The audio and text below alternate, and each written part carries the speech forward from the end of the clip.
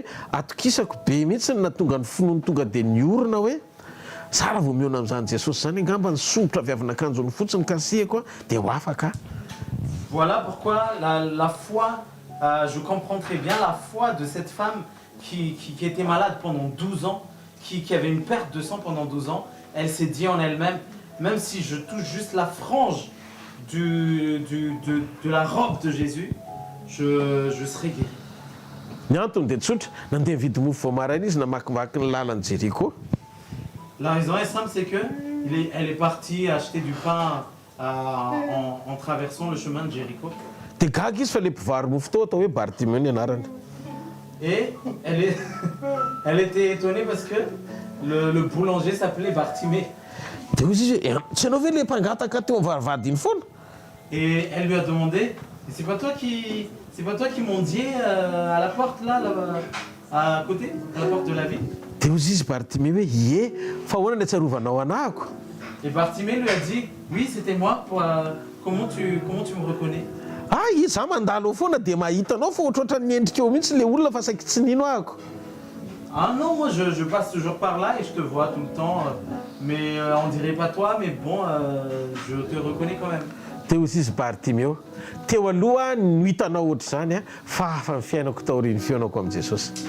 Et Bartimée lui a dit, c'est avant que tu me connaissais de cette manière-là, mais un homme qui s'appelait Jésus passait et ça a complètement changé la vie. Tadidio ty teny anankiray ity misy anankiray mihevitra anao mihoatra noho ny fiheveranao ny tenanao. Sachez cette vérité, il y a quelqu'un pour qui tu comptes même plus que toi, tu comptes pour toi-même. Zany no mahatonga azy tsy liana loatra andreny fitarainanao satria mahalalanao mialohan'ny fotoana itenenanao izy. Voilà pourquoi des fois il ne se précipite même pas à écouter tes supplications et tes requêtes parce que il te connaît déjà avant que tu dises quelque chose. Zany no mahatonga ny fomba fivavakintsika indraindray diso satria lanitsika loatra amin'ny fotoana hitarainana amin'izay zavatra manjoantsika. Voilà pourquoi des fois on se trompe de prière parce que on perd trop notre temps à trop supplier, à trop lamenter. Satria ny zavatra angatahany amintsika dia vavaka hananatsika fahiratana fa miaraka amintsika izy fa tsy vavaka hitarainantsika ampitodiantsika ny maso ny jery izay manjoantsika. Parce que la prière qu'il attend de nous, c'est la prière qui est consciente, une prière qui est consciente de sa présence dans notre vie, mais pas une prière qui essaie de le pousser, de le presser à regarder à notre situation.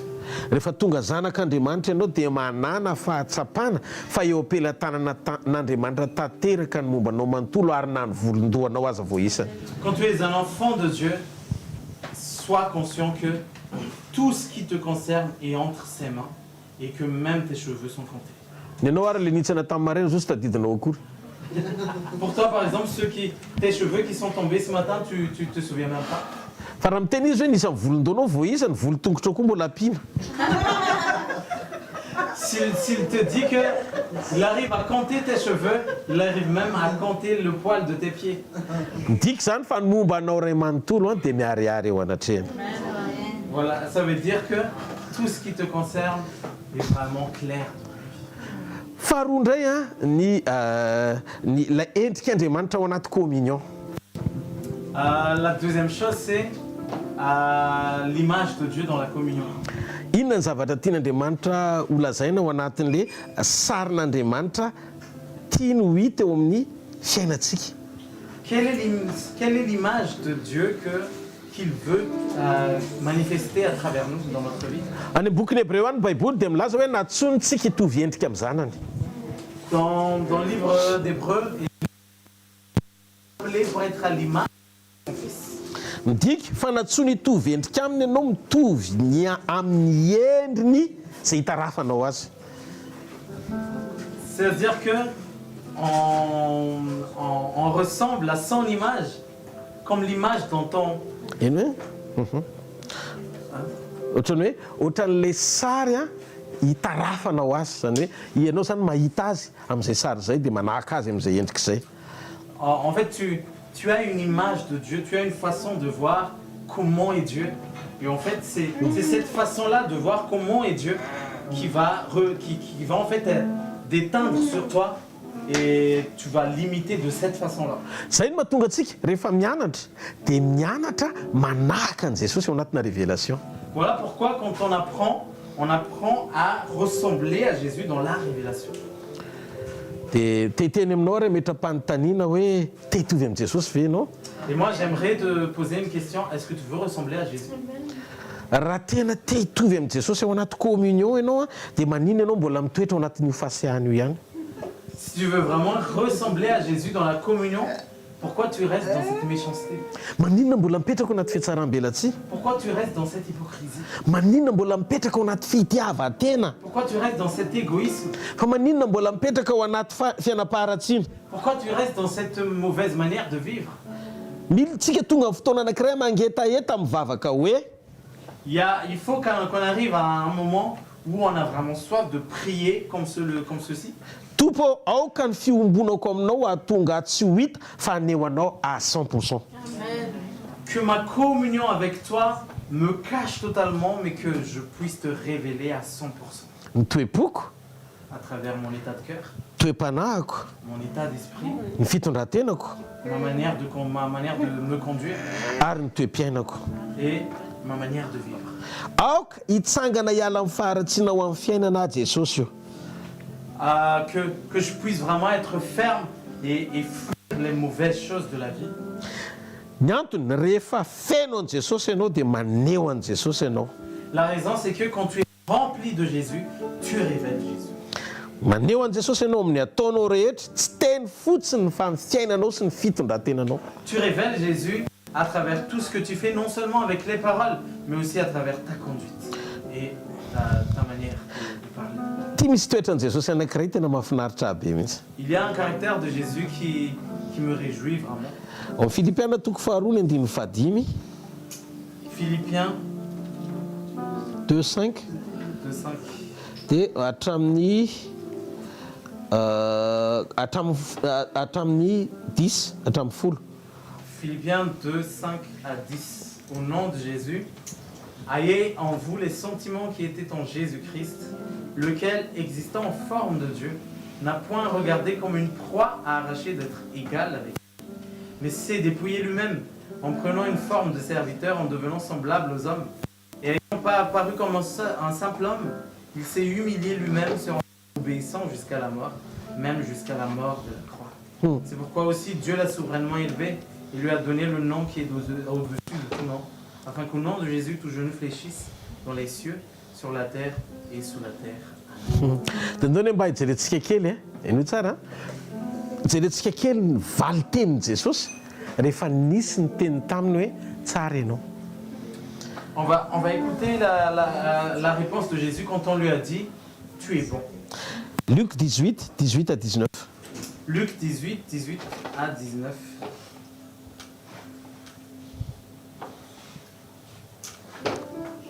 Luc 18, 18 à 19, au nom de Jésus. Un chef interrogea Jésus et dit « Bon maître, que dois-je faire pour hériter la vie éternelle ?» Jésus lui répondit « Pourquoi m'appelles-tu bon? Il n'y a de bon que Dieu seul. Tu connais les commandements, tu ne commettras point d'adultère, tu ne tueras point, tu ne déroberas point, tu ne diras point de faux témoignages. Honore ton père et ta mère. » Amen. Hitanareo a eto Jesosy nanontaniany zareo mpampianatra tsara ô. Ici, ce chef lui interrogea « Bon maître ». Dia hoy izy Jesosy fa maninona no ataonao hoe tsara? Et Jésus lui a répondu « Pourquoi tu m'appelles bon ?» Tsy tsara afa-tsy raha ihany dia ny raiko. Il n'y a de bon que mon père. Tenao ve soina fa matory olona ny teny hoe tsara izy? Tsy tsara ve zany izy? En fait, si ces personnes lui ont dit qu'il était bon, est-ce qu'il n'était pas bon vraiment? Tena matory ny olona ny teny hoe tsara izy, tena tsara izy. Si ce chef a dit qu'il est bon, c'est qu'il est vraiment bon. Fa zany no mahatsara ny olona feno ny fanan'Andriamanitra. Mais voilà pourquoi il est important d'être rempli de l'Esprit de Dieu.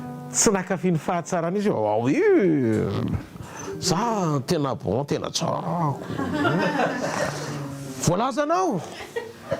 Il ne s'est pas vanté, il n'était pas prétentieux en disant oui, je suis bon, hein, tu l'as dit. Écoute. Fa ozy Jesosy fa maninona ny ataonao hoe tsara. Mais Jésus lui a demandé, lui a posé la question, pourquoi m'appelles-tu?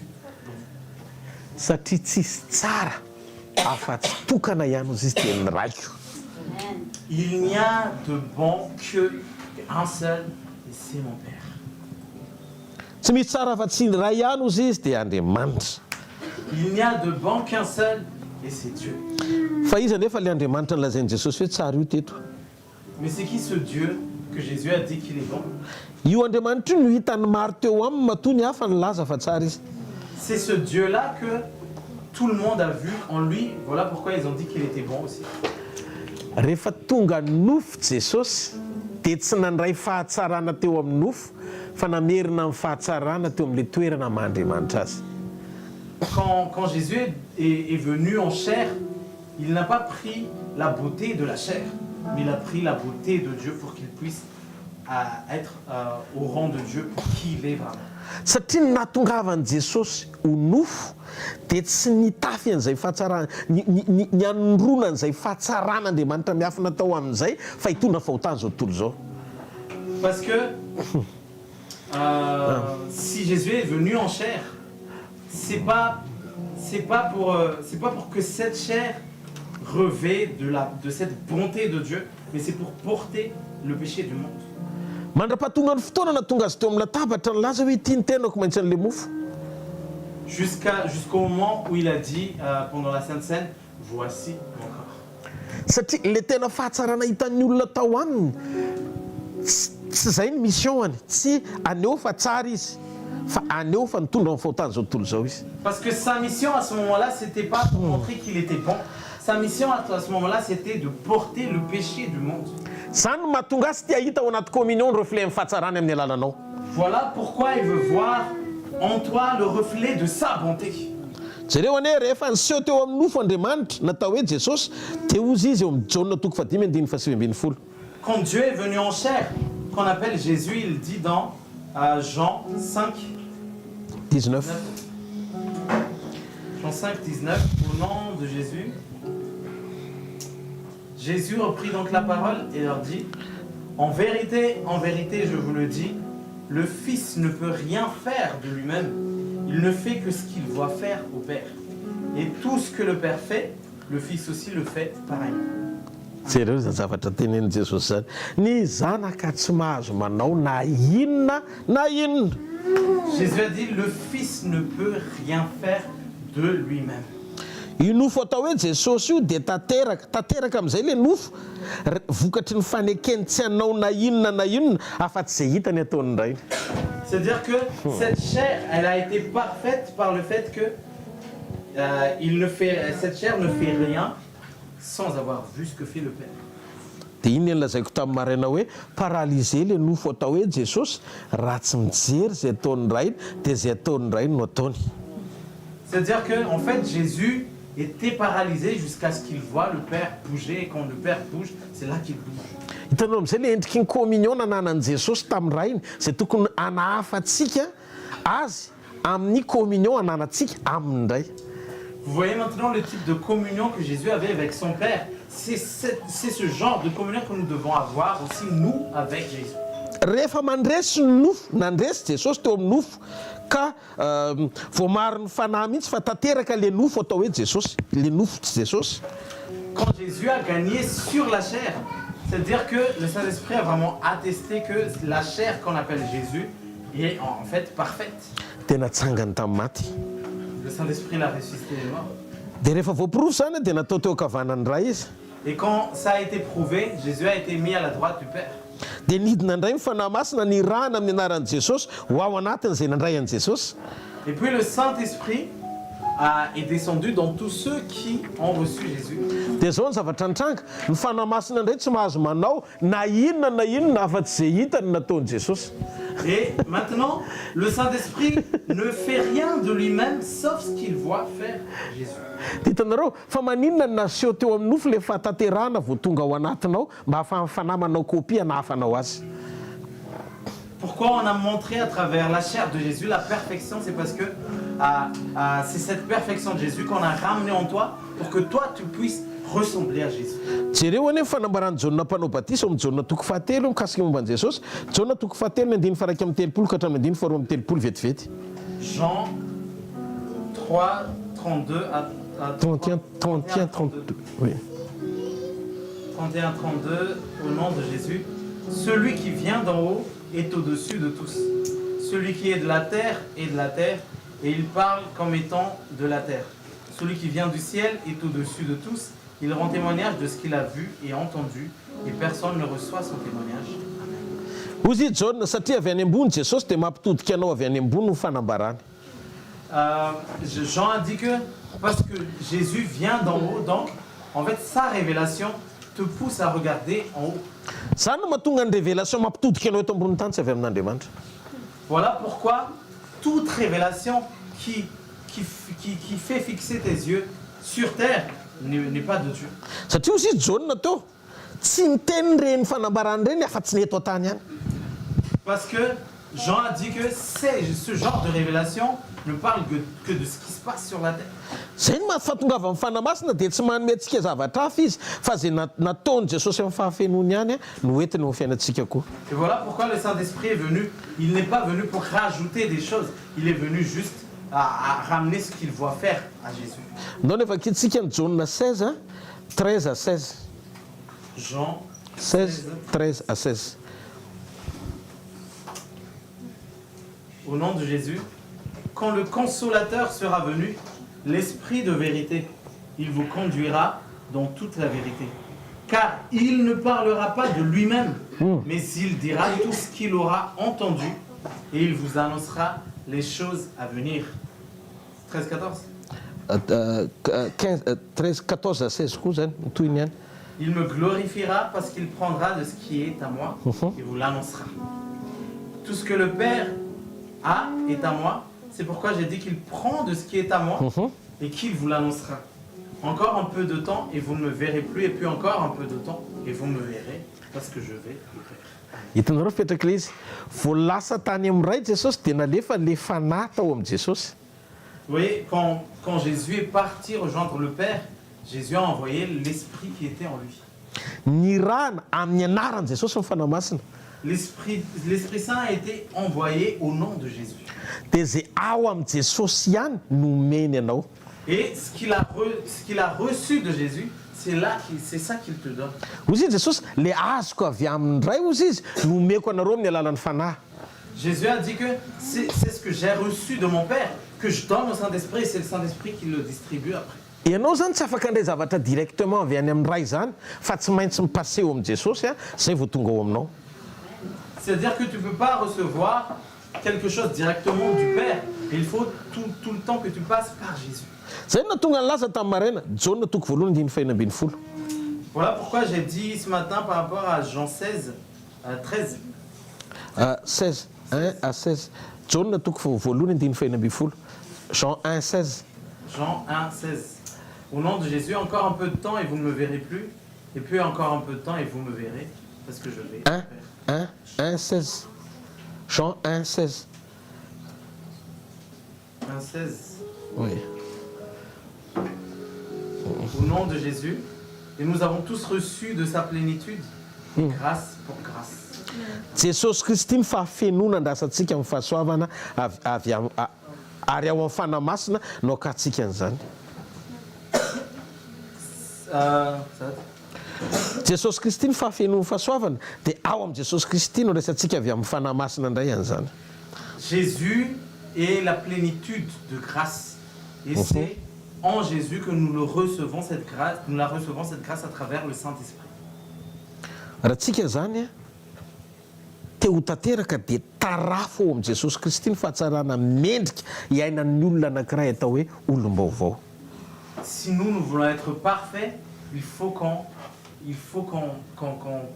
regarde à Jésus pour que nous puissions lui ressembler en tant que nouvelle personne. Raha vao ianao mitovy maka ny toetran'i Jesosy tonga dia mety amin'ny ray ho azy ianao. Si tu regardes à Jésus et tu imites juste ce que fait Jésus dans son caractère, automatiquement, tu plais à Dieu. ao amin'ny jaona toko fahavalo a vakina ny trano jaona toko fahavalo andiny fatelo ka hatramin'ny dimy faraika ambin'ny folo fa somary lavalava le izy. On va lire à la maison Jean 8 8. verset 3 à 11. Voilà. Dia jereo Jesosy rehefa sendra mpanota anankiray tena tratra ny jangajangam-body io. Regarde à Jésus qui, en flagrant délit.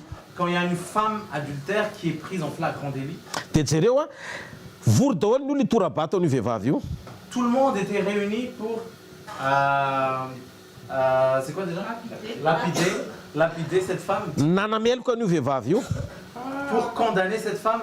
Fahita teo amin'ny olona anankiray atao hoe Jesosy Kristy niavaka tamin'ny olona rehetra ny famindrapon'Andriamanitra. Mais on a vu dans un homme qui s'appelle Jésus-Christ et qui est différent de tous les autres hommes, ce qu'on appelle la bonté de Dieu. Hita teo koa ny compassion de Dieu tao amin'ny Jesosy rehefa nandray an'io vehivavy io izy. On a pu voir aussi en lui la compassion de Dieu quand cette femme adultère était là.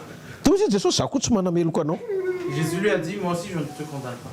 Olona tratram-body omby a tsy nomelohan'i Jesosy. Alors que c'est une femme qui a été prise en flagrant délit. Ny fiangonana raha vao misy manao tsy mety ao anatin'ny fikambanana aza toram-bato izy fa eto mambavaka. Église, s'il y a quelqu'un qui fait quelque chose qui n'est pas conforme à la volonté de Dieu dans un ministère, ne le condamne pas. Porte-lui en prière. Vitan'Andriamanitra mamonjy an'iny rehefa miforotra ny lohalika ao. Dieu peut sauver cette personne quand tu t'agenouilles pour prier pour cette personne. Satria mandraka androany Jesosy mbola tsy tonga nameloka an'izaniza fa mbola tonga hamonjy izy. Parce que jusqu'à maintenant, Jésus n'est jamais venu pour condamner quelqu'un, mais pour sauver. Aza toerina ny planin'Andriamanitra sy ny famonjeny manaraha onjany. Ne t'oppose pas au plan de Jésus et de son salut, mais suis juste le vague. Romanina toko fahavalo andiny voalohany. Romanina toko fahavalo andiny voalohany. Romains Romanina toko fahavalo andiny voalohany. Romains 8, 1. Romains 8, 1. Au nom de Jésus, il n'y a donc maintenant aucune condamnation pour ceux qui sont en Jésus-Christ. Ary zany no antony namonjenanao sy namonjenantsika mba hahatonga antsika koa hitarafana ny fahatsarany ao anaty communion. Et voilà pourquoi on nous a sauvés aujourd'hui, pour qu'on puisse aussi refléter son salut en nous. Amin'ny fitondratenantsika sy amin'ny fijoroantsika. Qu'on puisse refléter sa bonté en nous à travers notre manière de nous conduire, de se conduire et notre fermeté. Tianao fantatra ve zany hoe inona ny zavatra andrasan'i Jesosy aminao ao anaty communion? Est-ce que tu sais qu'est-ce que Dieu attend de toi dans la communion? Jesosy namonjy an'izao tontolo zao. Jésus a sauvé le monde. Fa niantso antsika izy ho fantsona anehoana ny fitiavany sy ny fahamasinany ary ny asa famonjena.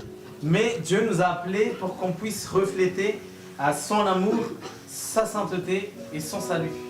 Zao tontolo zao a tsy mahita an'Andriamanitra dia ianao sy ny comportementanao ny tarafan'ny gentilisa ny fanoloran-tenanao ho ampiasain'Andriamanitra ho fantsona ny babonany ireny. Le monde ne peut pas voir Jésus, donc tu es l'image de Jésus, tu es le reflet sur lequel ils peuvent voir qui est Dieu. Ilain'Andriamanitra ampiasaina re io toe-ponao io e. Dieu veut utiliser ton état de cœur. Ny famonjeny dia miampita amin'ny fijoroanao, amin'ny fiteninao, amin'ny toe-ponao. Son salut se transmet à travers ta fermeté, ta manière de te conduire, ton état de cœur. Maneke anjakany, maneke ho vainy, maneke ho tefeny. Accepte qu'il règne en toi, accepte qu'il te corrige, mais accepte qu'il te change. Tandremo fa tsy hoe pekohako tsika na piritsika na mpitoro teny na malala tenin'Andriamanitra ny ampiangonana. C'est pas juste parce on chante à l'église, on prêche à l'église, on fait ci, on fait ça. Nefa rehefa tonga any an-trano tena olona hafa mihitsiny. Alors que quand on est chez nous, on est vraiment une différente personne. Tena problème mihitsy ty bipolaire ty. On a vraiment un problème de bipolarité. Misy fotoana ianao a tsara be ny ijerevana anao a, misy fotoana ianao tena faran'izay ratsy. Il y a des moments où on te voit vraiment t'es waouh, mais il y a des moments où t'es vraiment Ny zavatra tena ilainy Jesosy dia tsika resy ny tenim-pahamarinana te hamonjy ny hafa ny manodidina antsika manomboka ao Jerosalema, Jodea, Samaria hatrany amin'ny farany tany. Ce que Dieu veut de nous, c'est qu'on soit vaincu par la parole de vérité et pour qu'on puisse être des instruments pour sauver aussi les autres depuis Jérusalem, Judée, Samarie jusqu'à la fin, jusqu'aux confins de la terre. Zany maharatsy ny olona tsy nandalo hevitra ambony fa ampiasain'Andriamanitra fotsiny.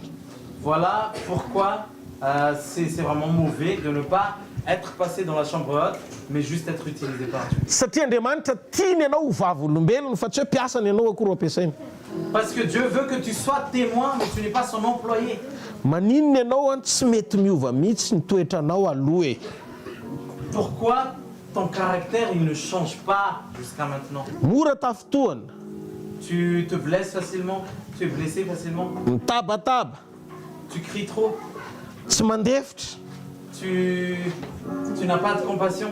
Rehefa jerena ny compte mifanetretena 20 sur 20 SVKL la convention zany. Rehefa jerena zany ny fatra ny fanetretena 20 sur 20 SVKL tena confession zany. Zany hoe rehefa jerena ny toetra ny fanetretena, rehefa jerena ny fanetretena dia 20 sur 20 confession le izy ohatrany hoe 0 zany e. Fa zany hoe 20 sur 20 SVKL mba omena confession zany. Confession. Confession. Coefficient. Confession ka. Ohatrany hoe confessiana ho positif fa le fanetretena zany tsy ao akory ohatr'izay. Ah ok. Quand on regarde, quand on te donne une note sur ton humilité, tu te donnes 20 sur 20. Amen. Zay le izy ny fandeferana na ao tokantrano na eo mpiara-manompo dia militsika hitarafana an' Jesosy. La compassion, que ce soit à travers juste notre relation entre nous ou avec Jésus, bah, il faut qu'on soit doux de cœur. No nefa amin'io a mazoto be mamaky baiboly. Alors que toi, tu es vraiment motivé à lire la Bible. Kanefa tsy misy mihitsy fiovana hitarafa ny hafa fa maneho ny fiainan'i Jesosy eo amin'ny fiainanao ianao. Alors qu'on ne voit pas du tout le changement dans ta vie. Zany dia hitantsika amin'ny fomba fananarana, amin'ny fomba fizarana. Ça, par exemple, on peut voir par la manière dont tu enseignes, dont tu partages.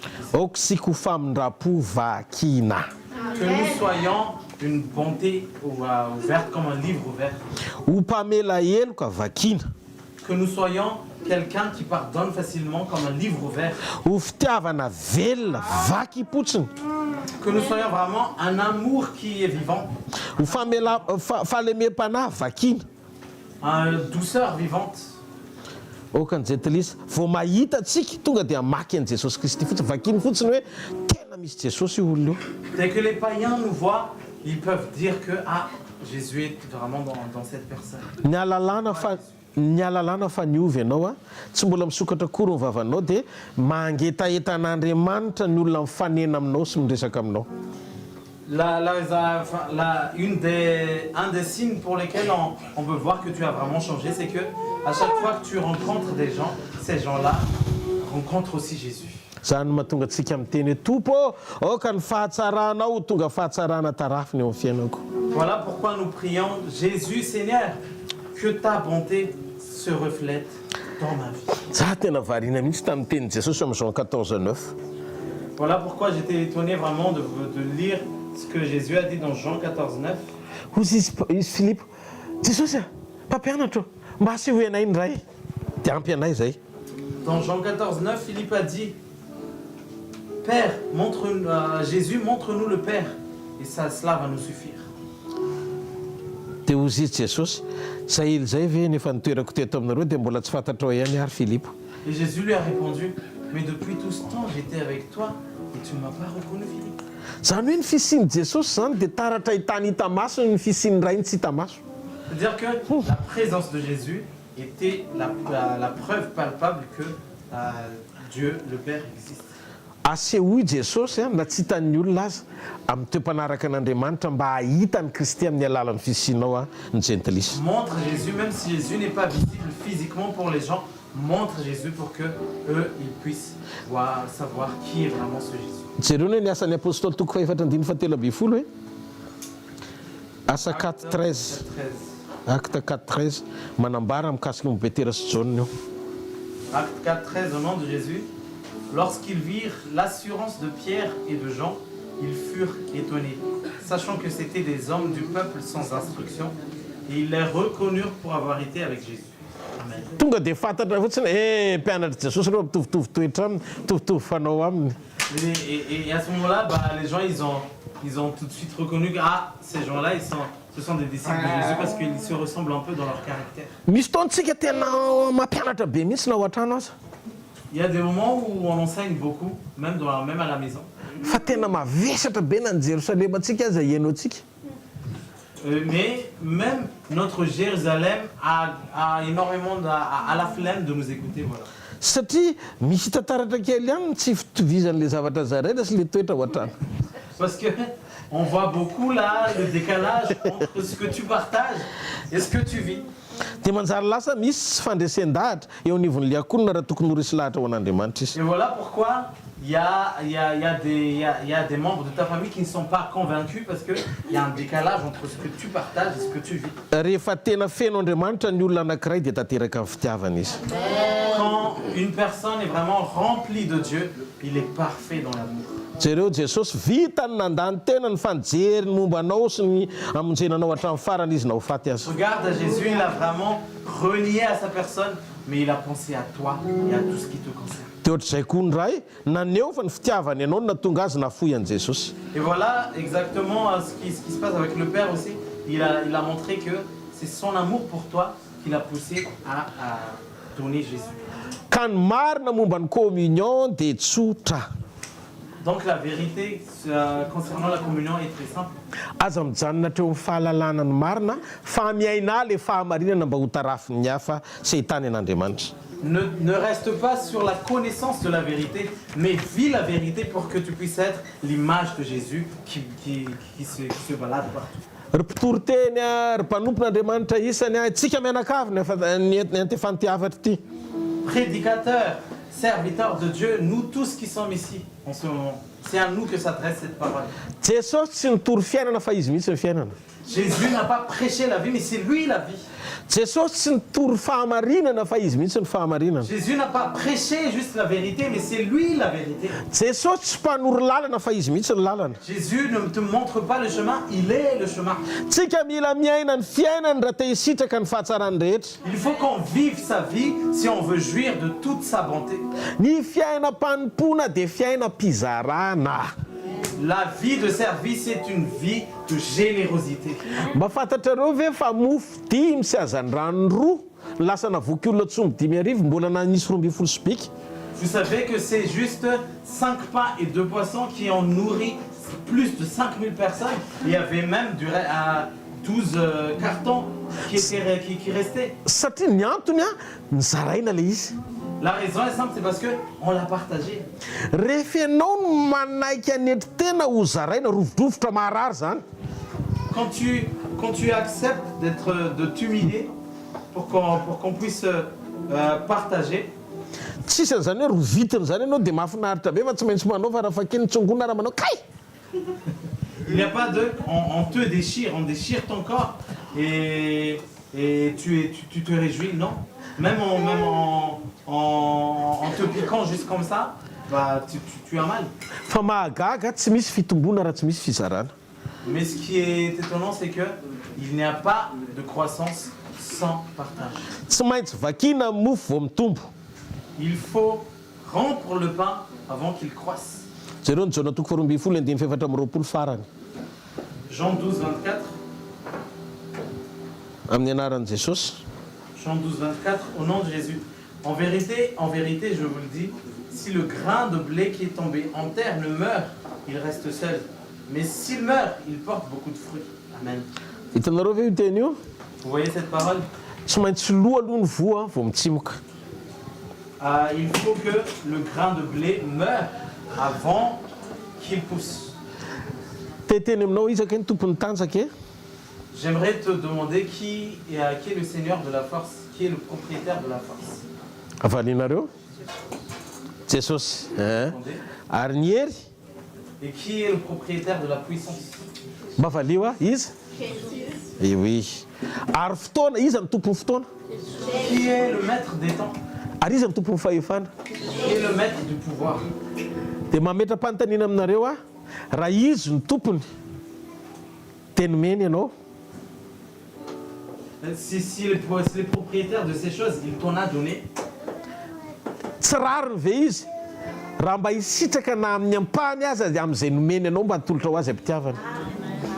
Est-ce qu'il ne mérite pas que tu lui donnes un peu de ce qu'il t'a donné, tu lui donnes avec amour? Midika fa tsy tonga izy hangataka aminao satria izy ny tompony. C'est-à-dire qu'il n'est pas venu pour te demander quelque chose parce qu'il est le propriétaire de ces choses. Fa ianao no mila tonga saina fa avy aminy le izy noho izany hamerenako voninahitra any aminy. Mais c'est toi qui dois être conscient que ça vient de lui, donc je lui donne gloire pour tout ça. Noho izany ny zavatra rehetra zay ataonao na amin'ny fanoloran-tena na amin'ny fotoana zay omenao an'Andriamanitra ny amin'izay afafinao amin'ny fanjakan'Andriamanitra na amin'inona na amin'inona hanomezanao voninahitra azy zany fa tsy patron akory ianao. Donc tout ce que tu lui donnes, ton temps, ta semence, etc., dans le service, dans le royaume de Dieu, tout ça c'est pour que tu lui rendes gloire, mais tu n'es pas son patron. Te jereo amin'izay fa rehefa nonotra an'io izy zay tsy vitan'olombelona no ataony. Et regardez, quand Dieu va répondre à cet amour qui vient de toi, c'est vraiment quelque chose d'inimaginable qu'il va te faire. Averiko aloha Andriamanitra tsy mamaly an'ilay famafazana fa Andriamanitra mamaly an'ilay toe-po mpamafazana. Dieu ne répond pas à la semence, mais Dieu répond à l'état de cœur pendant la semence. Aleo aloha petraka izay satria raha ohatra ka nisy nanao fanatitra atao amin'ny tempolo ohatra resaka fanatitra fotsiny ataontsika ohatra tsy zay nanome be no vakian'Andriamanitra fa le farantsakely satria ny rehetra no nomeny. Par exemple, quand Jésus était là dans le synagogue, en fait, il y avait tout le monde qui passait pour donner l'offrande.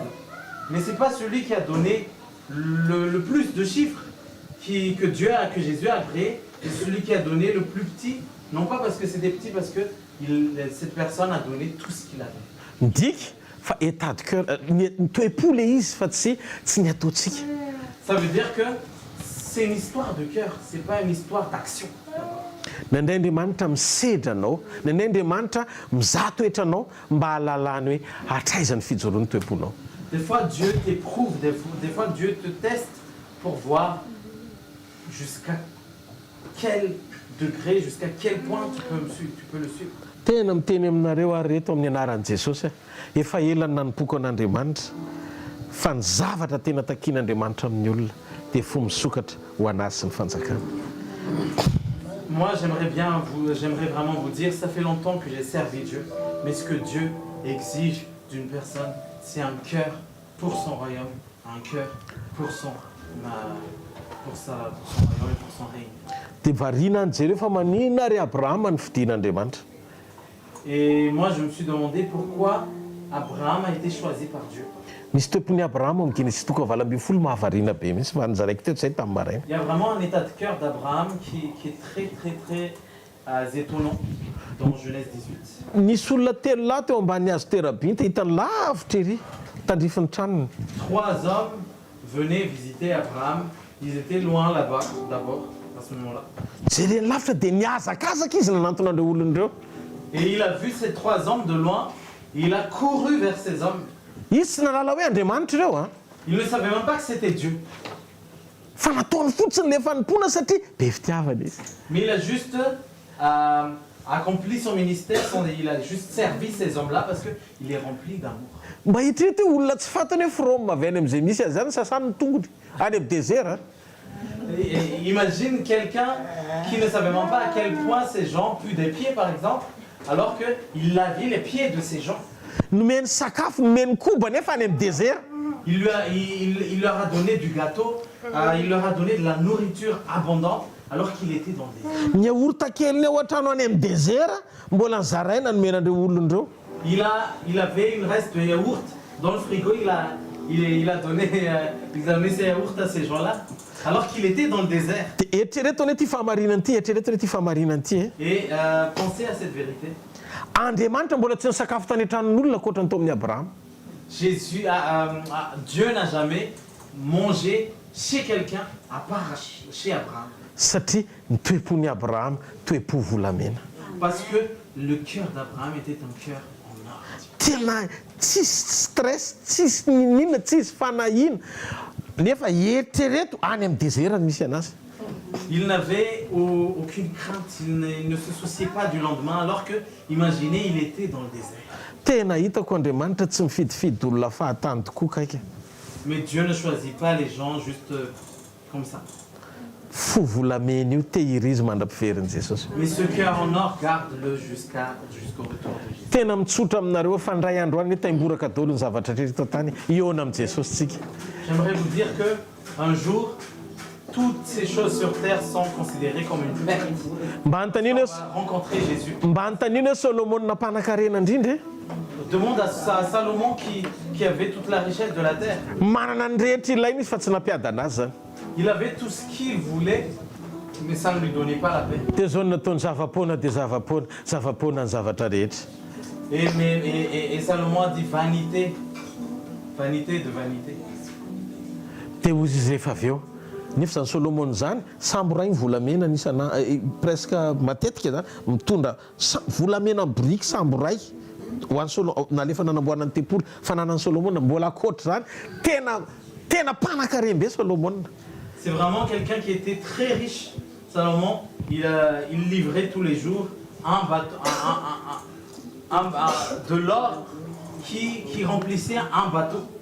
Un bateau où il y avait plein d'or en fait. Fa hoy Solomon hoe zavapoana zany. Mais il a dit vanité. Tout est vanité. Dia ny zavatra mahavarina ndraindray ny antsika mbola brique telo raha mihoatra brique volamena telo ohatra. Alors que pour nous, ce sont des lingots, 3 lingots d'or par exemple. Et Nefa tsika ohatry ny efa manidina eny amin'ny lanitra. alors qu'on dirait qu'on est déjà dans le ciel, on est en train de voler. Fa raha vao miona amin'ny Solomon ianao dia teneniny fotsiny hoe efa nananako irany sambo fa vanité. Mais Salomon va te dire s'il te voit, tout ça là, t'en as que 3, mais moi j'avais un bateau, de l'or dans un bateau. Misy olona C'est un bateau, mais tout ça c'est vanité. misy olona mandrehatra eto teneniny fanamasina ako fa tena ho avy ny fotoana nananao zany. Le Saint-Esprit me dit que il y a quelqu'un ici, tu vas avoir ça bientôt un jour. Fa zao mialohan'ny fotoana tongavan'izay amboariny toeponao. Mais avant que ça n'arrive, transforme ton cœur, change ton cœur. Satria matoa misy zavatra anankiray mbola ataon'Andriamanitra pilaminana be mihitsy eo ampanefenanao izy satria so very ohatra ny fahaverezan'ny Solomon izy raha tonga daholo ny zavatra rehetra. Parce que Dieu essaie de vraiment te forger tranquillement pour que tu ne sois pas perdu comme Salomon. Dia mety fananin'Andriamanitra mihitsy atao test anao hoe atraiza ny toeponao, fanetretenanao, fanginanao, fitiavanao tena hoe manao ny zavatra rehetra ho an'Andriamanitra.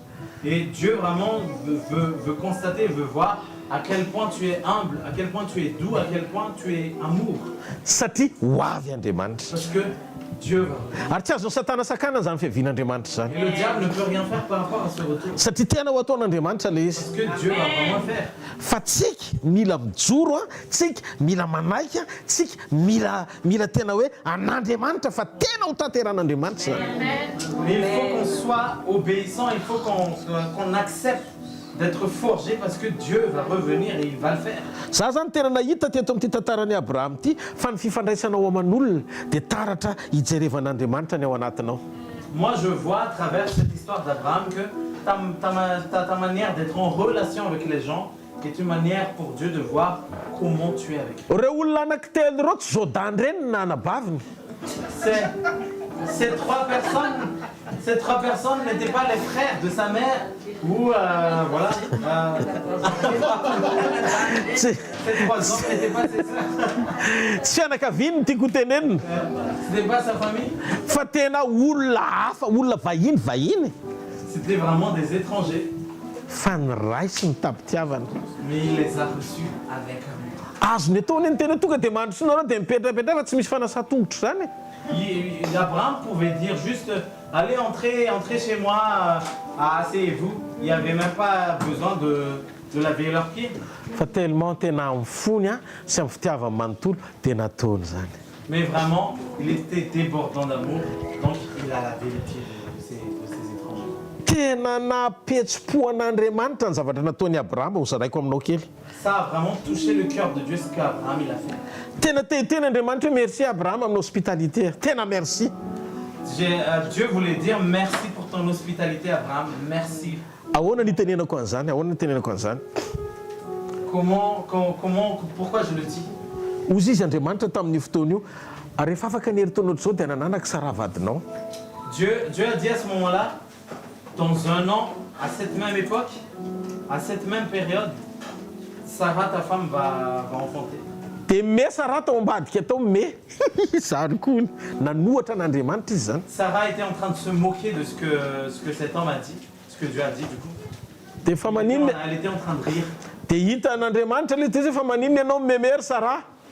Et Dieu a vu et Dieu a dit, pourquoi tu ris, Sarah? Dia ozy izy Sara natahotra, zaho tsy meka nandainga. Et puis Sarah, elle a dit, non, j'ai pas ri.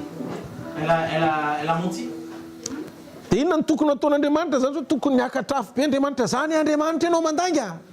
Et normalement Dieu dans ça il devait être très en colère et dire à Sarah, moi je suis Dieu et toi tu mens. Fa tsy zany nataon'Andriamanitra rehetra. Mais Dieu n'a pas fait ça. Resin'ny fitiavany Abrahama ny fon'Andriamanitra. Le cœur de Dieu a été vaincu par l'amour d'Abraham. Dia zao no nataon'Andriamanitra hita e me ianao zay fotsiny te ohatra ny olona miresaka amin'ny zanany. Mais Dieu a juste dit à Sarah, non, tu as ri. Comme juste simplement comme ça. Fa rehefa tonga le taona dia tonga tokoa Isaka. Et un an après, effectivement, Isaac. Misy olona eto manana Isaka andrasany ianao. Il y a quelqu'un ici, tu as un Isaac à attendre. Zavatra anankiray tiako tonga ao anatin'ny fonao amin'izao fotoana izao. Il y a une chose que j'aimerais te dire maintenant et que je veux que ça touche ton cœur. Meteza ampitoetra tsara fotsiny communion-nao sy Andriamanitra fa contrôle izy amin'izao fotoana izao. Fais juste en sorte que ta communion avec Dieu soit nickel, parce que Dieu est au contrôle en ce moment.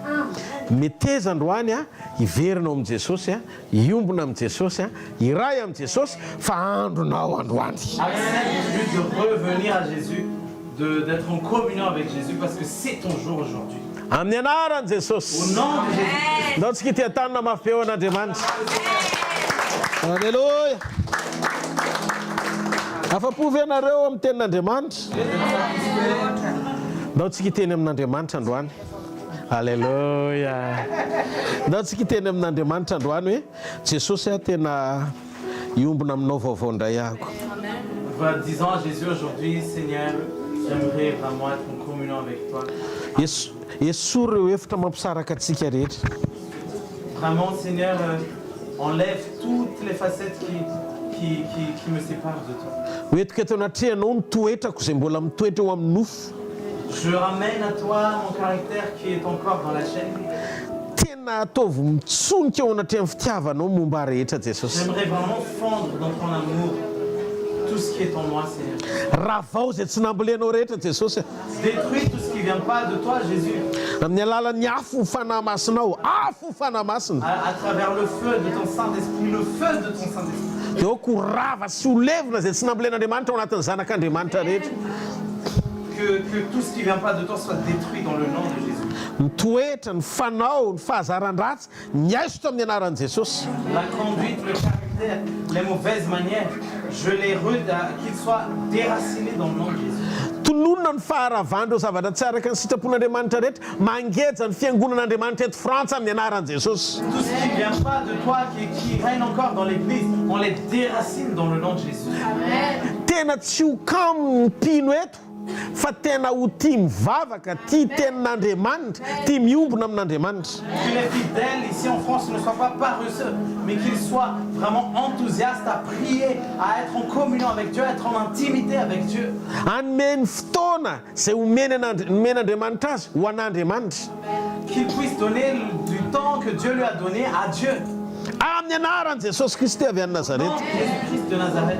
Tononoko amin'ny anaran'i Jesosy, ninninona geja rehetra, ninninona fatorana rehetra, ninninona sakana rehetra tsy maha-impeccable ny communion-n'olona eto amin'Andriamanitra, raha vako amin'ny ran'i Jesosy zany tsy anaketrana pahefana. Je proclame mon Jésus, quels que soient les liens, quels que soient les chaînes qui nous enchaînent aujourd'hui pour qu'on ne puisse pas être en communion totale avec Dieu, je les brise dans le nom de Jésus. Ambarako amin'ny anaran'i Jesosy, ny fiombona fananana nisam-pianakaviana amin'ny Jesosy Kristy. Je proclame dans le nom de Jésus la communion de chaque famille avec Jésus-Christ. Ny afo ny fanamasina ny ameno anareo. Le feu du Saint-Esprit va vous remplir. Ny fahasoavan'Andriamanitra ny eo aminareo. La grâce de Dieu sur vous. Ny famindrapon'Andriamanitra ny eo aminareo. La compassion de Dieu sur vous. Ny mariky ny famindrapon'Andriamanitra sy ny fanany ny eo aminareo. Le signe de son esprit, l'attestation de son esprit et de son pardon est sur vous. Ninninona miazona ny anjara voatendry tokony ho anareo amin'ny fisinareo eto ambony tany amin'izay zavatra tian'Andriamanitra ho tanterahany amin'ny fiainanareo mijoro ohatra Daniela manelanelana tamin'izany amin'ireo anjely ny Persia amin'ny anaran'i Jesosy Kristy avy any Nazareta misokatra ny lalana. Quelles que soient les choses qui vous ont retenu jusqu'ici, qui ont retenu votre destinée, les chemins sont ouverts dans le nom de Jésus. Ambarako amin'ny anaran'i Jesosy mirotsaka ny ranon'orana miantona rehetra. Mirotsaka ny ranon'orana miantona rehetra. Kisy ranon'ora pitahiana avy any an-danitra amin'ny sasasasa ameno ny fiainany tsirairay avy isam-batan'olona amin'ny anaran'i Jesosy. Je prie au nom de Jésus qu'une pluie de bénédiction se déverse sur chacun d'entre nous. Na amin'ny asa mandraranareo zany. Que ce soit sur notre travail. Na indrindrindra amin'ny fiainam-pananareo. Que ce soit sur notre vie spirituelle. Amin'izay ara-bolanareo ihany koa. Que ce soit sur nos finances. Ao amin'ny fiainam-piankonanareo. Que ce soit sur notre vie de famille. Amin'ny antsipiri-piainanareo. Chaque détail de notre vie. Raiso ny fisokafan-dalana tahaka ny teo amin'ny ranomasina mena tsy azo sakanana fa ho sokafan'Andriamanitra any amin'ny anaran'i Jesosy. Recevez l'ouverture du chemin au nom de Jésus que personne ne peut fermer. Ambarako amin'ny anaran'i Jesosy na iza na iza ankonana tonga eto satria izay ny nandran'Andriamanitra androany aminany sy anambara fahamarina amin'ny fiainana misam-pianakaviana tsy izy fisaratsarahana zany nareo menakavy. Au nom de Jésus, quelle que soit la famille qui est ici aujourd'hui, je prie et je proclame au nom de Jésus qu'il n'y ait aucune séparation entre vous au nom de Jésus. Omen'Andriamanitra fahendrena ny ankonanao, ny zanakao, ny vadinao ary ho tehirizin'Andriamanitra tsy hanatsiny mandrapapakany azy. Dieu va donner la sagesse à ton mari, à ta femme, à ta fille, à ton fils. Et Dieu va vous garder jusqu'à la fin. Tononoko amin'ny anara maherin'i Jesosy Kristy avy any Nazareta ny mpivady rehetra zay tonga eto androany dia averina tsofina rano masina ho an'Andriamanitra. Je proclame dans le nom puissant de Jésus que tout couple marié ici aujourd'hui, on va les bénir encore une fois pour qu'ils puissent être sanctifiés auprès de Dieu. Ninninona mission apetraka-Andriamanitra amin'ny okonanao io amin'ny fanjakan'Andriamanitra tsisy arava sy arombaka an'izany mandrapiveriny Jesosy.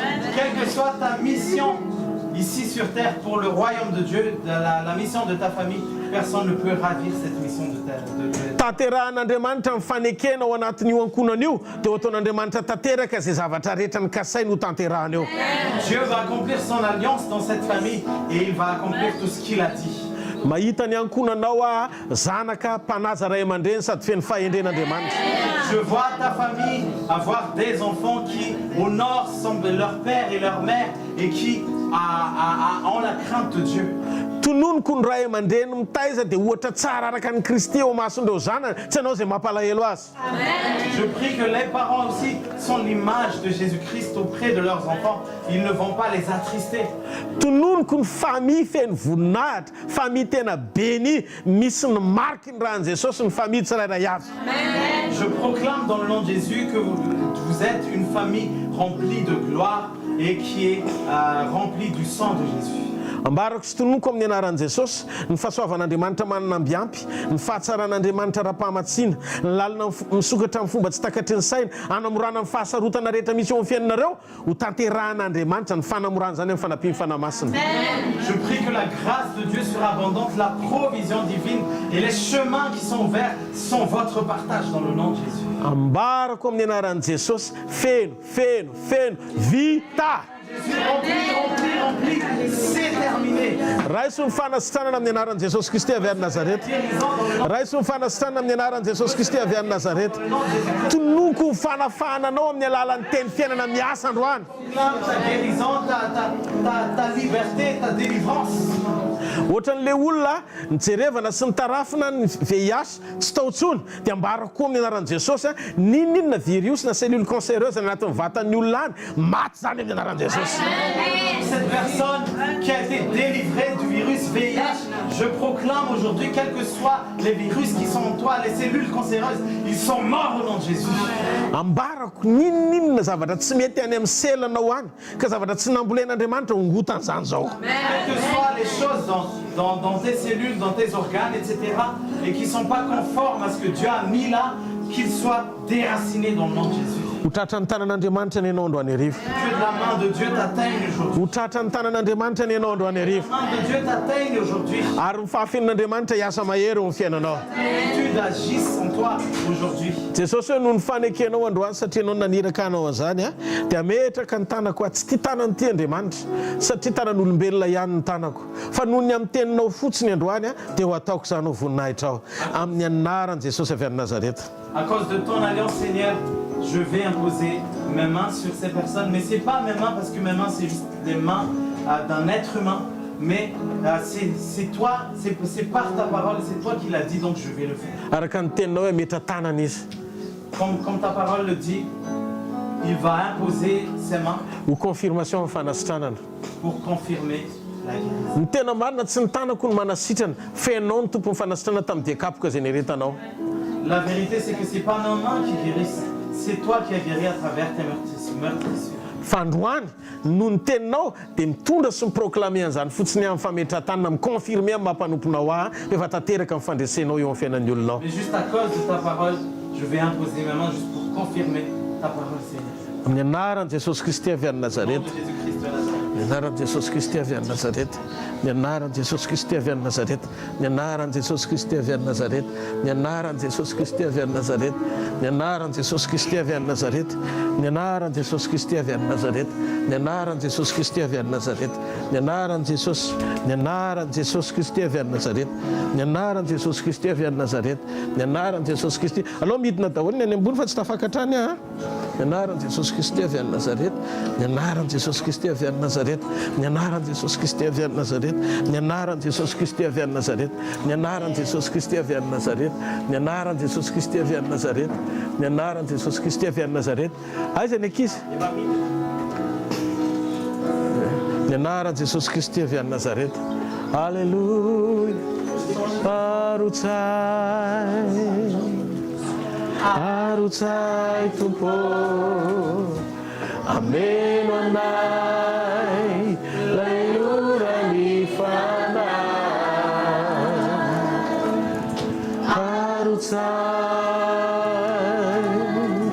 Arutsai Tompo, ameno anay, lailura ny fanahy.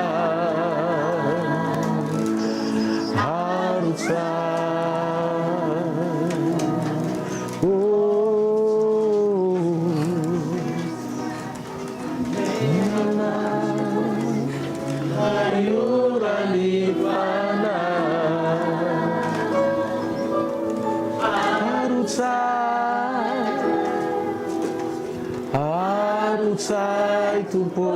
Aí você diz? Laiura nifa. Efa vita mira soa teu é? Aí. Então para efa vita.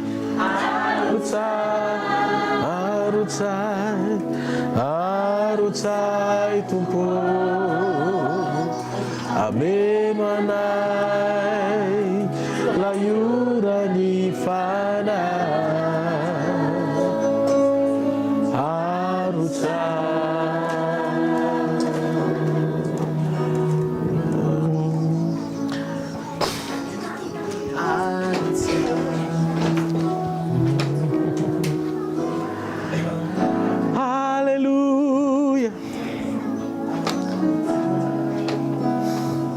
Tsy misaotra an'Andriamanitra mifotsika manontolo tena atao fenina ao anatin'ny fonao misaotra an'Andriamanitra amin'ny fananao rehetrarehetra. Mba kasitrahana Andriamanitra ny amin'ny présence ny androany izay mahery eto amin'ity toerana ity ny amikasika Andriamanitra, ny amin'ny zavatra nataony, ny amin'ny zavatra ny sokafany, ny amin'ny tontolo ara-panahy karakarain'Andriamanitra. Tena sokafo ny fonao dia misaoran'Andriamanitra amin'ny lafipiainanao ray manontolo. Ny fanahinao, ny ainao, ny tenanao, saoran'Andriamanitra.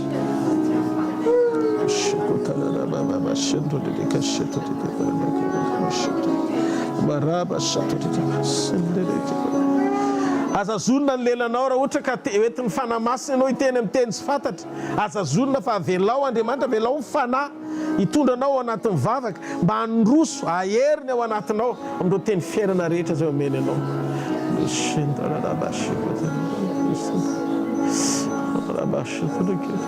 Misaotra Jesosy, misaotra amin'ny zavatra rehetra, misaotra amin'ny fiasanao eo amin'ny fiainanay.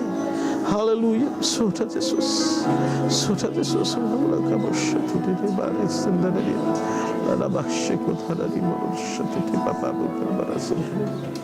Misaotra Jesosy fa miasa mahery ianao eo amin'ny fiainanay. Voninahitra ireo anao rery mandrakizay, ary tsay ny fiainanay ny afinao, ary tsay eo amin'ny fiainanay ny afinao. Mangatà ny afo ny fanamasina, mangatà ny afo ny fanamasina. Hisy firehetana ao am-pontsika, ananantsika communion amin'Andriamanitra lalina.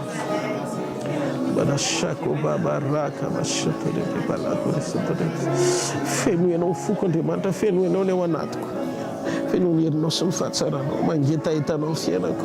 Mihinanao Andriamanitra, tena milanao ny ao am-poko zay rehetra momba Andriamanitra. Saotra tamin'ity retirety ity, saotra ny famanginao anatin'izao retirety zao.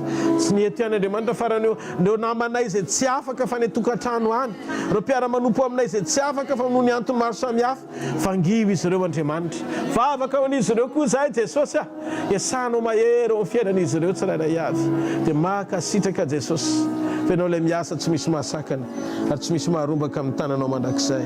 Mahakasitraka Jesosy, dia raha iny mandrakizay ny anaranao. Amen dia amen. Afafany amin'ny lanitra ny tanantsika dia saotra n'Andriamanitra tsika fotsika manontolo. Mahakasitraka ny amin'ny fotoana androany Jesosy, saotra ny amin'ny fatateran'ilay zavatra rehetra nasainao natao androany. Ny fifalianay rehefa vitsy izay nasainao nataonay, fa tsy hoe nanatanteraka an'izay tianay zay. Dia mahakasitraka satria ombany fitarianao tanteraka izay ary azonay antoka fa mifanaporofona ny fahamarinan'ny zavatra rehetra izay nataonao, dia vokatry ny fandidianao izany mba ho tanteraka eo amin'ny fiainan'ny tsiray avy isam-batan'olona. Voninahitra ny eo anao ilay mitoetra amin'ny seza fiandrianana mandrakizay, mpanjaka ny mpanjaka sy tompon'ny tompo, izay fanao hatramin'ny taloha indrindra ankehitriny ary mandrakizay. Amen dia amen.